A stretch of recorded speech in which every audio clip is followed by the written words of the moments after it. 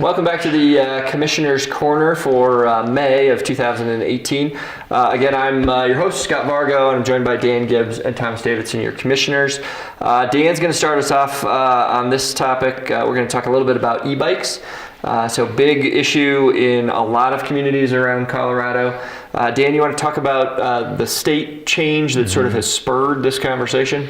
Sure. And e-bikes are not computer bikes. They're electrical assisted bikes, more or less. There was a state bill that passed a couple years ago that more or less said, okay, e-bikes are considered a mode of transportation. We are not going to consider those motorized.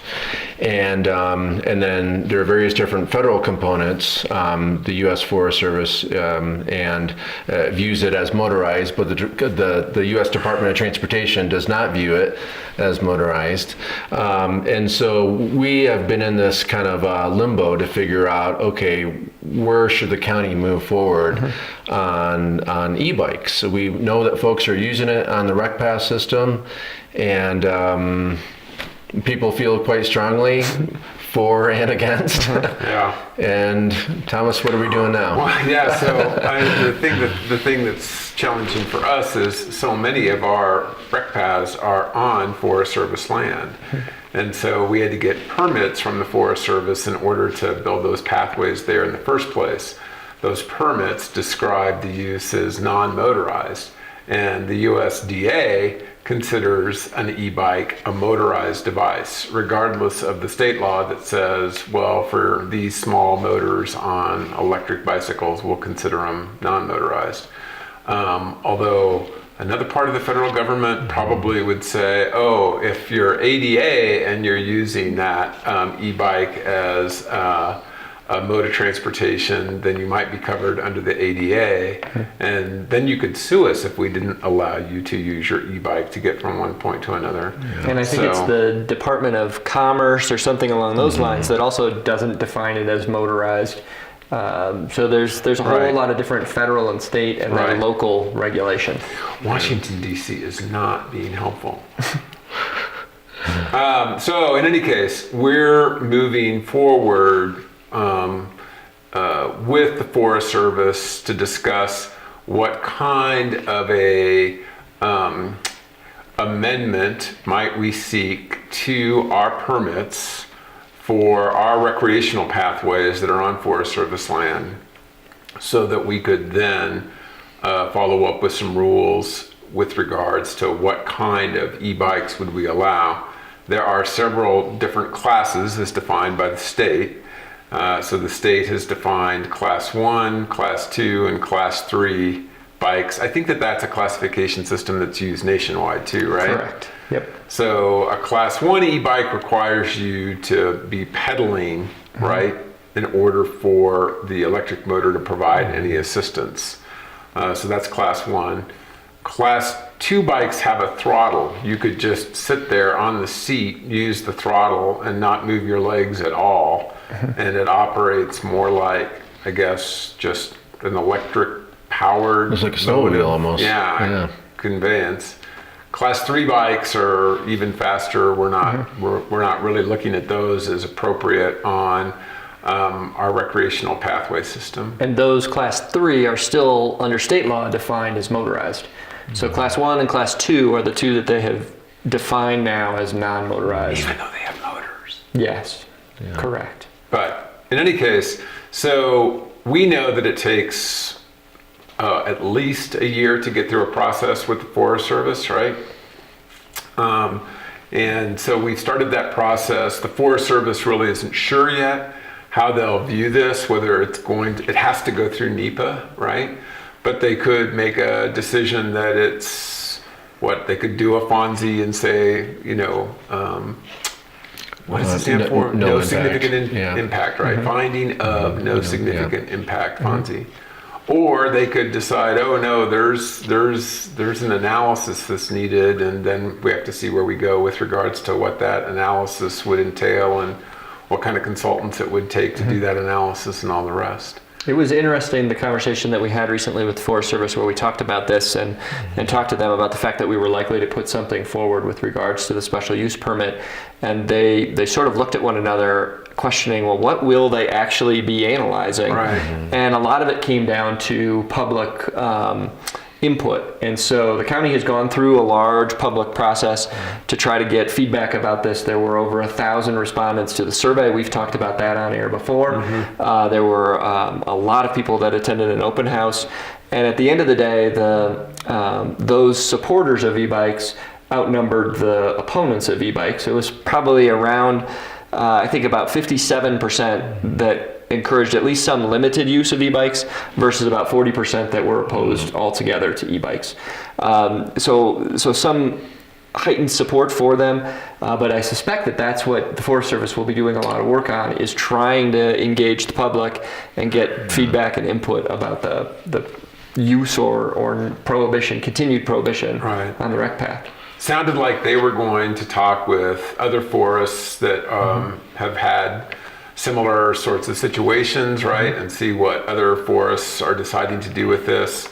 We're certainly watching what other jurisdictions in Colorado are doing with this. And we certainly see a lot of jurisdictions finding some acceptance of at least class 1, if not even more, right? So that's the indications that we're seeing here in the state of Colorado. But I think the message to everybody in Summit County is we've just started this process, really. Even though we've been talking about it for a few months, it's going to take a while for us to get through a process with the Forest Service. And so there'll be lots more to come with regards to how we deal with all of this. And this is, big picture, almost a part of, travel management plan for the county. And that took many years to develop. What trails should be motorized, what should not be. So this is kind of opening up that process in a limited scope. So when we did mention it, I could kind of see their eyes thinking, okay, what does this really mean? So for the general public that's anxiously waiting for us to make this decision, we can't just flip a switch to say, yes, it's allowed, or no, it's not. So, but this process will help us. The key thing for us is right now what we're talking about is we're talking about the paved pathway system, right? We're not talking about all of the other single tracks that are out there, everywhere else on Forest Service lands. Again, we had the conversation with the Forest Service about, well, what about the ADA issue with regards to trails in the backcountry, and what are we all going to say or do, and how can we get on the same page with that? That one remains to be seen, right? But what we're dealing with right now is the paved pathway system that sits in a lot of places on Forest Service land. So we really can't write rules to do anything else with our paved pathway system unless we get through that process with the Forest Service. All right, so more to come on that one. I want to talk really quickly about Countywide Cleanup Day. So that is May the 19th, so there will be activities, assuming the weather holds out. There'll be activities in all of the towns as well as the county around cleaning up the community. It happens to coincide with Public Lands Day, and so again, an opportunity to clean up, in many cases, public lands as well as private property. So 8 a.m. until 2 p.m. at the bus barns over at the county commons is the location for the county's household hazardous waste, electronics, textiles, and medications drop off or pick up. We can't pick up medications, but drop off location for medications. We'll be picking them up. So that's 8 to 2 at the bus barn. Thomas, you want to talk a little bit about the fact that household hazardous waste and electronics drop-off is available beyond just that event? Yeah, this is so funny because every year that we do this event, we get more and more turnout, right? And if you're in the grocery store, if you're in the coffee shop line, people will say, you should do that event more often. And it's kind of like, well, you know that you can go to the Summit County landfill every day that it's open and do that for free right now anyway, right? And people are like, okay. So you can.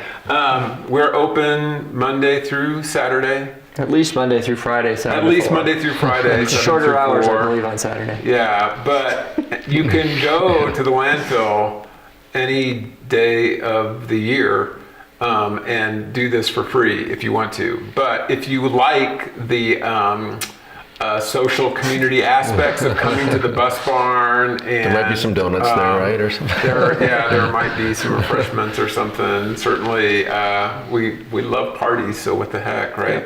But when the voters gave us the funding for Safety First, Safety Fast, we were able to then change the operations at the landfill, so you can go any day of the year and get rid of Holidays your. accepted. Well, yeah, I mean.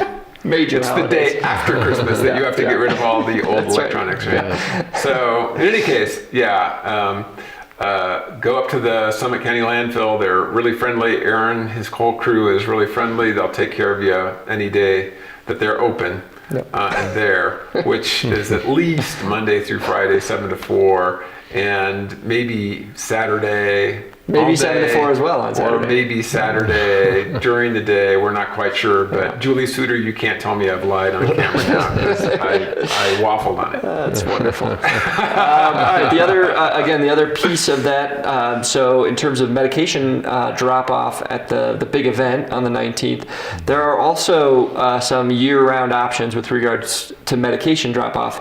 So the Town of Dillon's Police Department will collect medications during business hours. Prescription Alternatives, which is a pharmacy located in Frisco, will do the same during their business hours. And then the Sheriff's Office at the Justice Center is actually open 24/7 with a medication drop-off bin. And so you don't have to wait for the event once or twice a year when we do that. You can also take advantage of the medication turnback program through those locations. So, Dan, Thomas, anything else to add on that one? Let's hope for some good weather. Yeah, I know absolutely. historically it snows. Yeah, well, and there's a lot of stuff that's that's showing itself now as the snow has melted off. So I think the most important thing, don't pour paint down the drain, right? Don't pour chemicals down the drain. Don't throw electronics into the trash. Do the right thing.